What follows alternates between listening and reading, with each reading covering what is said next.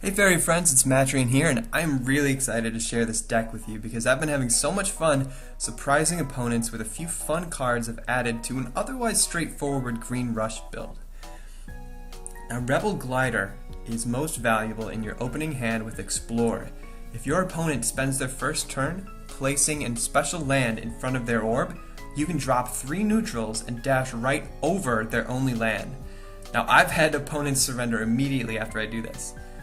So on their next turn, if they don't place lands on both sides of their orb, I can place my first forest on either side and gain that solid aggressive foothold, forcing my opponent to decide between collecting on the opposite well or engaging me. Now that first forest next to orb is a perfect spot to drop our next card, Unlikely Hero. Now let's first take a moment to appreciate this adorable artwork. And we owe it to our little hero and yak to guide them to greatness, and we can do that by thoughtfully considering this card's ability. The first time this creature fights and survives, it gains +3/+3 and charge 3.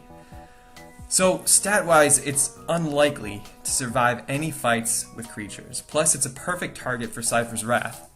So we make it work by placing it as close to our opponent's orb as possible, since yes, hitting an orb counts as fighting.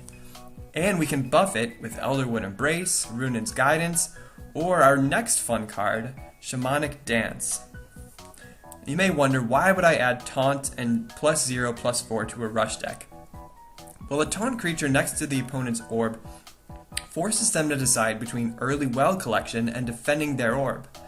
Now that +4 toughness is valuable for 2 reasons. One, your cheap early creatures are much more likely to stick to the board while you wait to drop your major threats like Verdurant Force. Plus, Unlikely Hero is so much more likely to survive to activate its ability buff. If you hit orb with a Shamanic Dance buffed Unlikely Hero, you suddenly have a 4 attack, 8 toughness creature next to their orb. Very difficult to remove, and you even have charge 3, which could be used to control the board. Now the second reason +4 toughness is valuable is that applied to any of your creatures, Shamanic Dance guarantees a discounted Ancient Boar. In a rush build, Ancient Boar's sticky stats and dash 2 ability are so valuable for covering your opponent's early lands. So I hope you enjoyed these fun tech choices for Green Rush. It is so satisfying to watch surprised opponents hover over an Unlikely Hero, drop next to their orb as they try to figure out how to deal with it. Now we'll get into the matches now so you can see this deck in action. So until next time, friends, take care, good luck, and have fun.